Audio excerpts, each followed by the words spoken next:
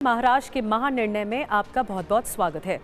महाराष्ट्र के मुख्यमंत्री देवेंद्र फडणवीस और उप मुख्यमंत्री एकनाथ शिंदे ने मुंबई में orange gate marine drive tunnel project का शुभारंभ किया। प्रोजेक्ट की TBM यानी टनल बोरिंग मशीन के लॉन्च के साथ ये शुरुआत की गई है। इस प्रोजेक्ट से मुंबई का ट्रैफिक कम होगा और लोगों को राहत मिलेगी। उन्होंने कहा कि ये प्रोजेक्ट नवी मुंबई अंतर्राष्ट्रीय हवाई अड्डे तक यात्रा को आसान बनाने के लिए शुरू किया गया है। ये जो टनल है एक इंजीनियरिंग मार्वल है। करीब 2 टनल मिलाकर ये 9 किलोमीटर का होगा, लेकिन सिंगल स्पैन 3 किलोमीटर का होगा। और इस टनल में ये करीब 700 प्रॉपर्टीज के नीचे से जा रहा है। तो एक प्रकार से अर्बन टनल्स का ये एक इंजीनियरिंग मार्वल हम लोग तैयार कर रहे हैं। महाराष्ट्र के मुख्यमंत्री देवेंद्र फडणवीस ने नासिक नगर निगम के स्वच्छ गोदावरी बॉन्ड को मुंबई में नेशनल स्टॉक एक्सचेंज में ऑफिशियली लिस्ट किया। इस मौके पर मुख्यमंत्री फडणवीस ने कहा कि कुंभ मेले के लिए नासिक में कई विकास कार्य किए जा रहे हैं। उन्होंने कहा कि राज्य सरकार ने नगर विकास विभाग के माध्यम से कुंभ मेले से पहले बुनियादी ढांचे के कई काम शुरू किए हैं।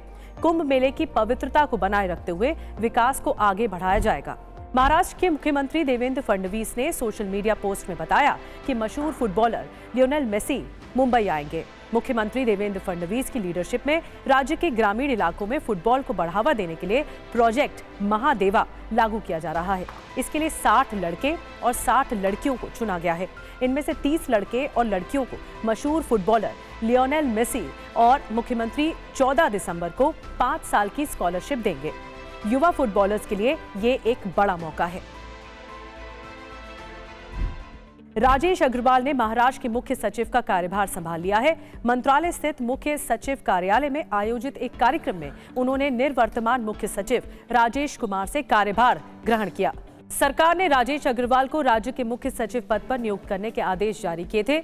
मुख्य सचिव का कार्यभार संभालने के बाद राजेश अग्रवाल ने कहा कि वो महाराष्ट्र के विकास और गौरव को बढ़ाने के लिए प्रभावी ढंग से काम करते रहेंगे। आज रोजी में महाराष्ट्राच्या मुख्य सचिवाच्या पदभार स्वीकारला आहे आणि आपल्या सर्वांनी ग्वाही देतो की पूर्ण ऑनेस्टीने इंटेग्रिटीने आणि महाराष्ट्राचा विकास कसा होईल। मैं 24 hours with go on. Maharashtra के रेवेन्यू और फॉरेस्ट डिपार्टमेंट ने रजिस्ट्रेशन और स्टैंप डिपार्टमेंट के बदले हुए स्ट्रक्चर को मंजूरी देते हुए एक सरकारी आदेश जारी किया है।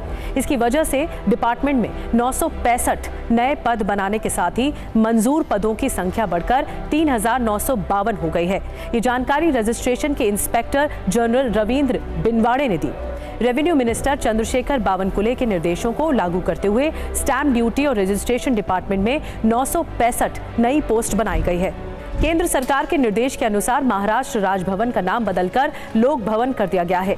3 दिसंबर की रात को राजभवन के एंट्रेंस पर नाम बदल दिया गया। राज्यपाल आचार्य देवव्रत ने कहा कि लोक भवन अब सिर्फ गवर्नर का घर और ऑफिस नहीं होना चाहिए, बल्कि राज्य के लोगों, समाज के अलग अलग तबकों, स्टूडेंट्स, किसानों और सिविल सोसाइटी ऑर्गेनाइजेशंस के साथ साथ बातचीत और कम्युनिकेशन का एक डायनामिक सेंटर बनना चाहिए।